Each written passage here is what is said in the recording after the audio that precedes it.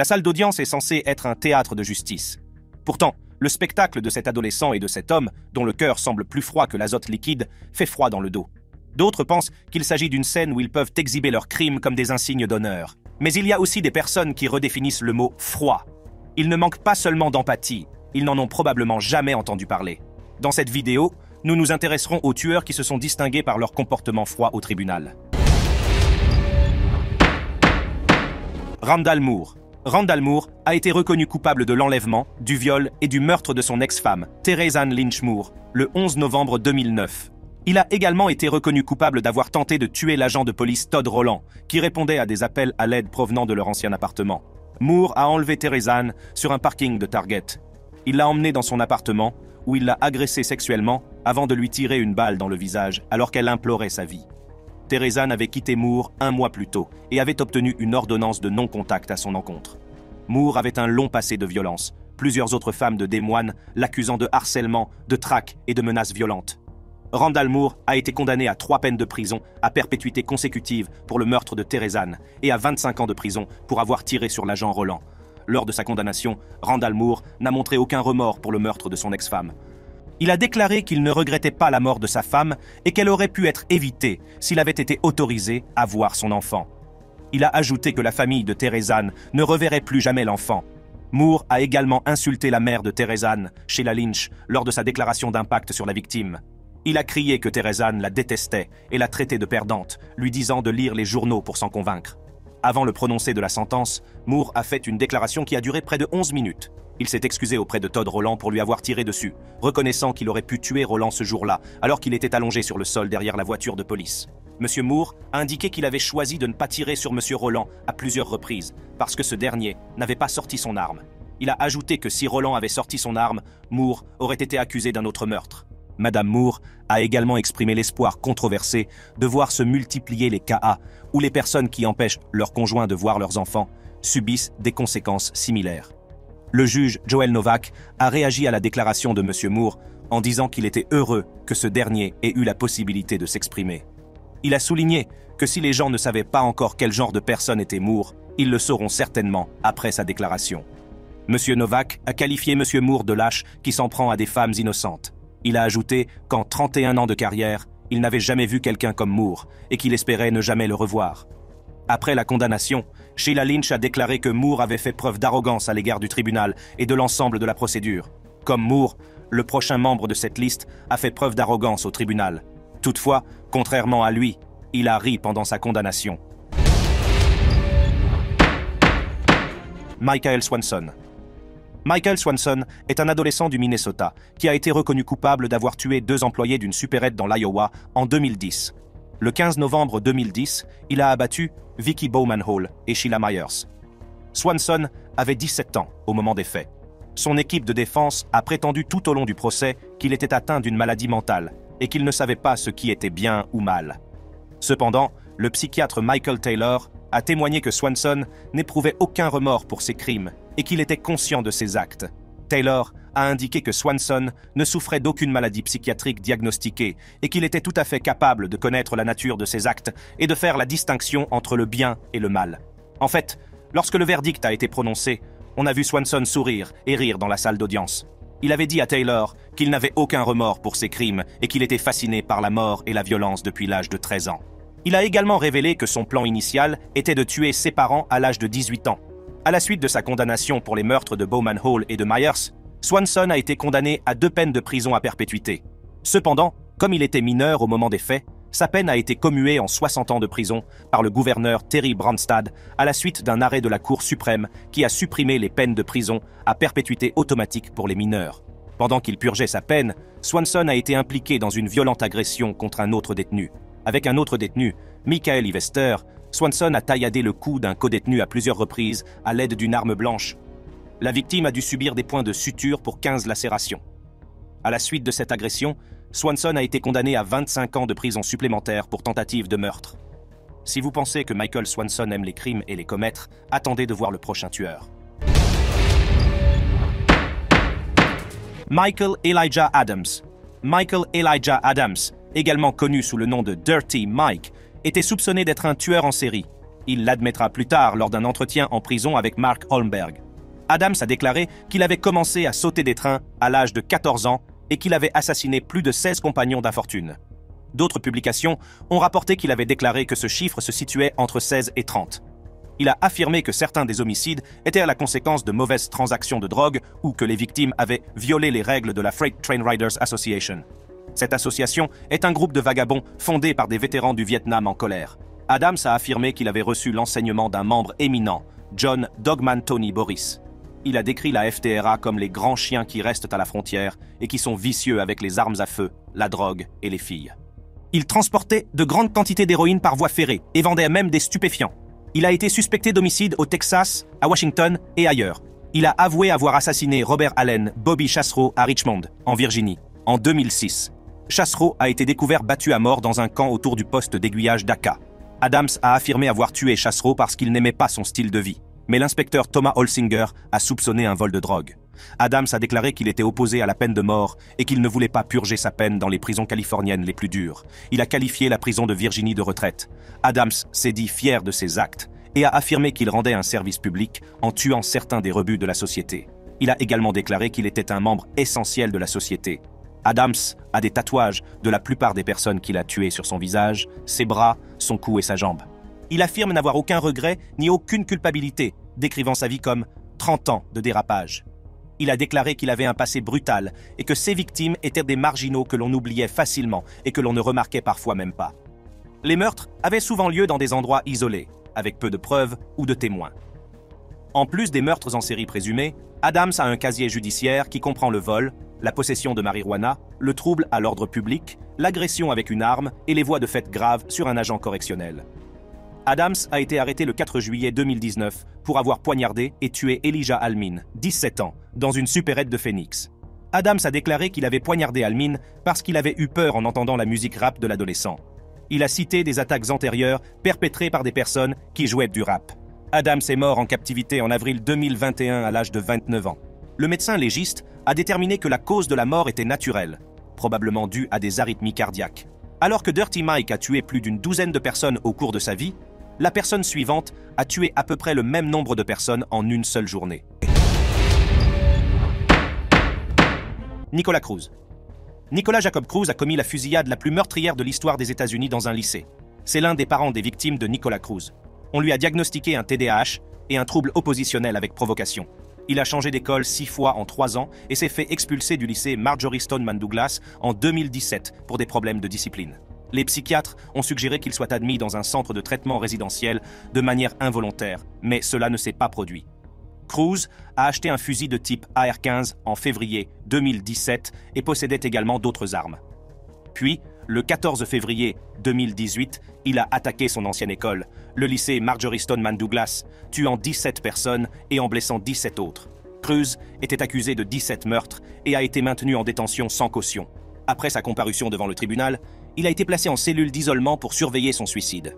Puis, le 7 mars 2018, un grand jury a ajouté 17 chefs d'accusation de tentative de meurtre aux 17 chefs d'accusation de meurtre existants. Le procès de Cruz a été reporté à plusieurs reprises. Il était initialement prévu pour le 27 janvier 2020, puis reporté au milieu de l'année et à nouveau retardé en raison de la pandémie de Covid-19. Le procès a finalement débuté le 18 juillet 2022, sous la présidence de la juge Elizabeth Scherer. Au cours du procès, une vidéo de l'entretien de Cruz avec le Dr Scott a été diffusée. Dans cette vidéo, Cruz n'a montré aucun remords et a au contraire affirmé avoir fait preuve de pitié envers 2 de ses victimes, Cara Lugran et Meadow Pollack. Il a déclaré « Cruz a prétendu qu'il avait arrêté l'attaque parce qu'il ne pouvait pas trouver d'autres victimes ». Le Dr Charles Scott, psychiatre judiciaire, a déclaré que Cruz souffrait d'un trouble de la personnalité antisociale, également appelé sociopathie, d'un trouble de la personnalité borderline, d'un passé de troubles du comportement et de simulation. Puis, le 20 octobre 2022, Cruz a reconnu sa culpabilité à tous les chefs d'accusation, y compris le meurtre et la tentative de meurtre. Le 2 novembre 2022, Cruz a été condamné à 34 peines de prison à vie d'affilée, sans possibilité de libération conditionnelle. Le jury a proposé cette peine que le juge a dû prononcer conformément à la loi de Floride. Certains parents des victimes étaient mécontents car ils souhaitaient que Cruz soit condamné à la peine de mort. Comme Nicolas Cruz, la prochaine entrée de cette liste est tout simplement sans cœur et violente.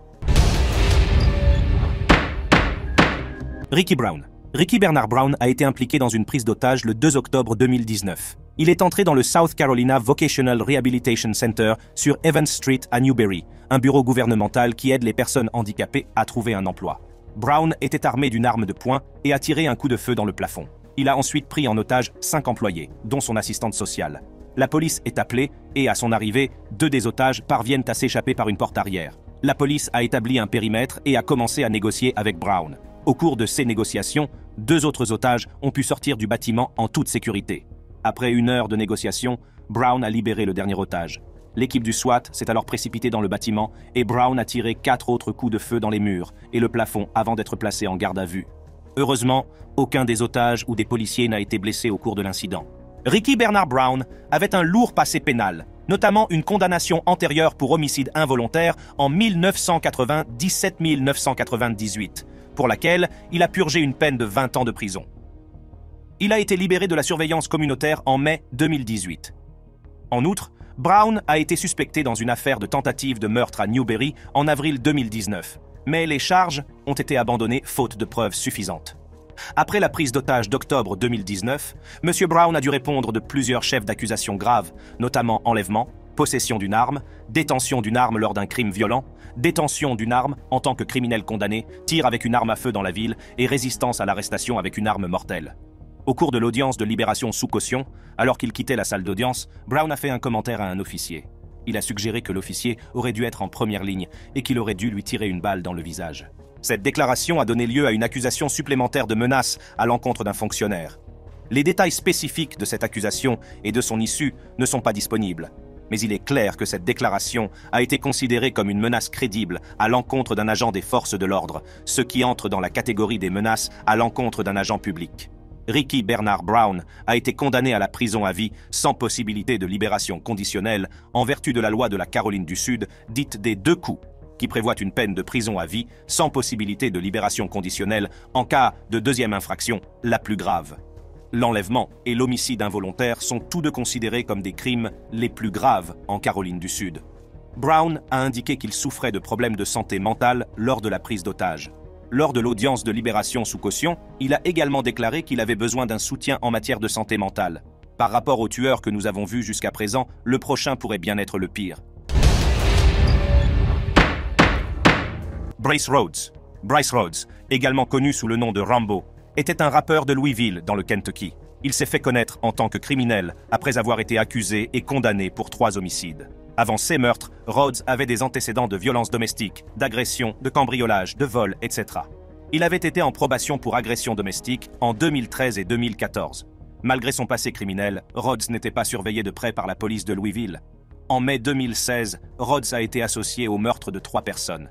Christopher Jones, Larry Ordway et Maurice Gordon. Larry et Maurice, qui étaient frères, ont été vus quittant la maison de leur mère avec Rhodes et 2 autres adolescents.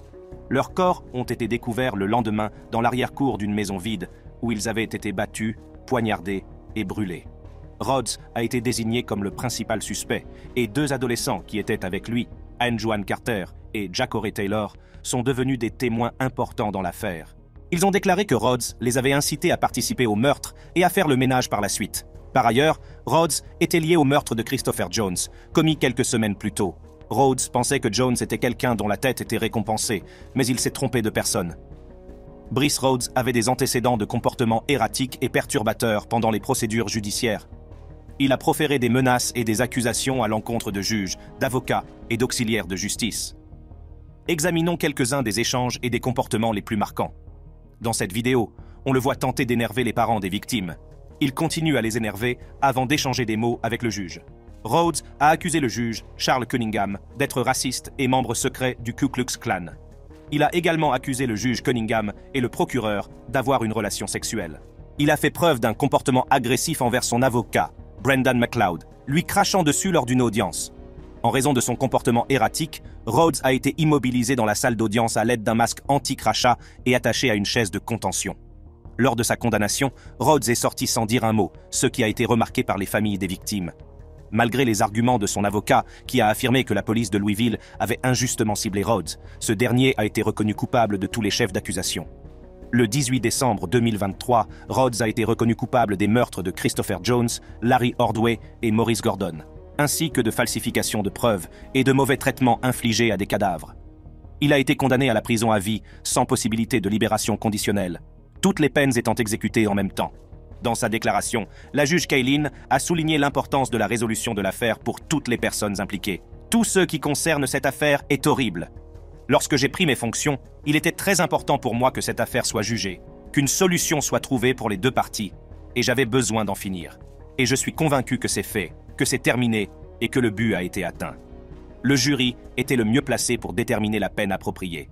L'affaire Brice Rhodes a attiré beaucoup d'attention en raison de la nature choquante et horrible des crimes. Les familles des victimes se sont exprimées, une mère déclarant que les peines de prison à vie n'étaient pas suffisantes et qu'il aurait dû être condamné à mort. L'affaire a également donné lieu à des discussions sur l'influence des rappeurs locaux sur les jeunes, les victimes adolescentes et les témoins admirant Rhodes. Bien que Rhodes soit incroyablement bruyant, ce tueur ne s'intéresse pas aux juges ou à ce que quiconque a à dire au cours de la procédure judiciaire. Isaiah Gardenhire. Isaiah Gardenhire, également connu sous le nom de Zeke, a été impliqué dans une série de crimes violents dans le Michigan, notamment une série de crimes de 45 heures en 2021. Le 6 juin 2021, Isaiah Gardenhire, 40 ans, qui était en liberté sous caution pour une accusation de conduite sexuelle criminelle au second degré, a agressé sexuellement sa petite amie à Mount Pleasant, dans le Michigan. La victime était Tiffany Dembowski, qui était enceinte à l'époque. Gardenhire s'est ensuite attaqué à Adri Dembowski, la fille de 13 ans de Tiffany Dembowski. Il a poignardé mortellement Adri, qui a été retrouvée par la police avec de multiples coups de couteau. Après le meurtre, Gardenhire s'est enfui et est entré par effraction dans un appartement vacant situé à proximité. Il s'est approché d'un résident et l'a agressé, puis est entré dans l'appartement et a pris en otage le résident et une résidente. Pendant la prise d'otage, Gardenhire a agressé sexuellement la résidente à plusieurs reprises. Il a ensuite volé de l'argent et leur voiture, une Ford Fusion 2014, et s'est enfui dans le canton de Flint, où il s'est finalement rendu à la police. Gardenhire a été mis en accusation pour plusieurs chefs d'accusation, dont meurtre ouvert, vol à main armée, détournement de voiture, violation de domicile au premier degré, comportement sexuel criminel au premier degré à l'aide d'une arme, 3 chefs d'accusation de comportement sexuel criminel au premier degré avec plusieurs variables, 2 chefs d'accusation d'emprisonnement illégal et 2 chefs d'accusation d'agression à l'aide d'une arme dangereuse. Lors de l'audience sur la caution, Gardenhire s'est comporté de manière agressive et a agi en grognant et en gémissant. Il a également levé son majeur en direction de la caméra. En septembre 2021, Gardenhire a plaidé non coupable de meurtre au second degré et d'autres crimes liés au meurtre d'Adri Dembowski et à l'agression de sa mère, Tiffany Dembowski. Le 9 novembre 2021, il a été condamné à une peine de 75 à 120 ans de prison. La sentence a été prononcée par Mark H. Duty, juge itinérant du comté d'Isabella, qui a déclaré que cette affaire était la pire qu'il ait vue en 37 ans de carrière en tant que juge et procureur. Les crimes commis par Gardenhire ont eu un impact profond sur les familles des victimes et sur la communauté. La mère d'Adri, Tiffany, a fait une déclaration troublante, décrivant la nuit de l'agression et le traumatisme durable qu'elle a causé. Elle a également mentionné le lien qui unissait Gardenhire à ses enfants, ajoutant ainsi à la complexité de la situation. Le procureur du comté d'Isabella, David Barberi, a souligné le caractère insensé de ces crimes et a fait part de sa volonté de soutenir les victimes et de veiller à ce que le système judiciaire fonctionne correctement. La communauté s'est également mobilisée, fournissant des conseils cruciaux aux forces de l'ordre au cours de l'évolution rapide de la situation. Outre les crimes mentionnés ci-dessus, Gardenhire a également été reconnu coupable du meurtre d'un couple de Lansing, Harley Owens et Kelsey Coon Lennon, en avril 2021. Il a plaidé coupable de 2 chefs d'accusation de meurtre au second degré et a été condamné à une peine supplémentaire de 50 à 125 ans de prison pour ces meurtres. Le casier judiciaire de Gardenhire comprend également des séjours en prison pour des condamnations pour violation de domicile au second degré, pour possession d'armes à feu, pour tentative d'agression criminelle et pour tentative d'agression sur un employé de la prison. Avec les peines cumulées, Gardenhire ne pourra pas bénéficier d'une libération conditionnelle avant d'avoir atteint l'âge de 116 ans. Le prochain tueur, qui est aussi le dernier de cette liste, pourrait être pire et plus terrible que tous les autres réunis. Gary Leon Ridgway. Gary Leon Ridgway, connu sous le nom de Green River Murderer, est un meurtrier en série américain. Ridgway a grandi dans un environnement difficile, qui est devenu plus tard SeaTac, Washington. Il a eu des problèmes d'énurésie jusqu'à l'âge de 13 ans, et sa mère lui lavait agressivement les parties génitales après chaque épisode. Ridgway a par la suite déclaré aux médecins de la défense qu'il nourrissait des sentiments contradictoires de rage et de plaisir sexuel à l'égard de sa mère et qu'il avait rêvé de l'assassiner. Ridgway avait un faible quotient intellectuel et avait des difficultés scolaires, ce qui l'a obligé à redoubler une année de lycée. À l'âge de 16 ans, il a poignardé un jeune garçon qui a survécu. Ridgway a entraîné le garçon dans les bois avant de le poignarder dans les côtes. Après avoir obtenu son diplôme de fin d'études secondaires, Ridgway s'est engagé dans la marine américaine et a été déployé au Vietnam, où il a servi sur un navire de ravitaillement et a été témoin de combat. Ridgway a attrapé la gonorrhée pendant son service après avoir eu des rapports sexuels non protégés avec des prostituées à plusieurs reprises. Ridgway aurait commencé sa série de meurtres en 1982, sa première victime étant une jeune fille disparue après avoir quitté sa famille d'accueil. Son corps a été retrouvé une semaine plus tard dans la rivière Green. Ridgway a agressé et tué plus de 40 femmes au cours des 2 années suivantes, la plupart des homicides ayant eu lieu entre 1982 et 1984.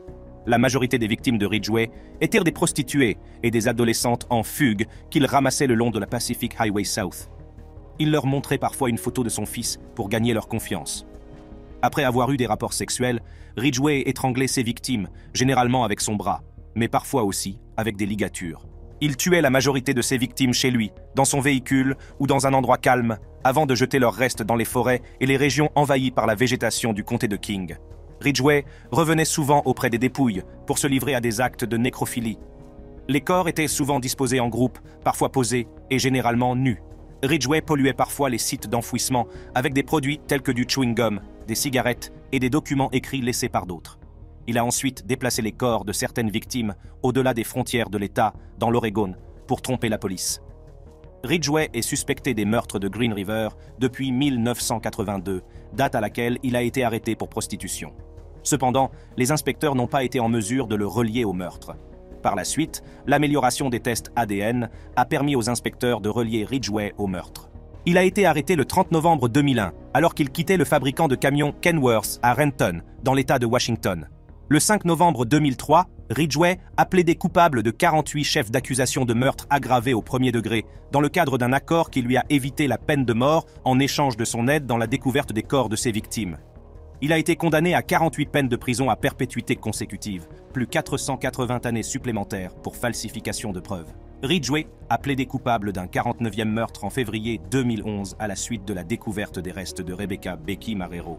Il a été condamné à une peine de prison à perpétuité supplémentaire pour cet acte. Si vous avez aimé cette vidéo, cliquez sur la carte qui s'affiche en ce moment sur votre écran pour accéder à d'autres vidéos.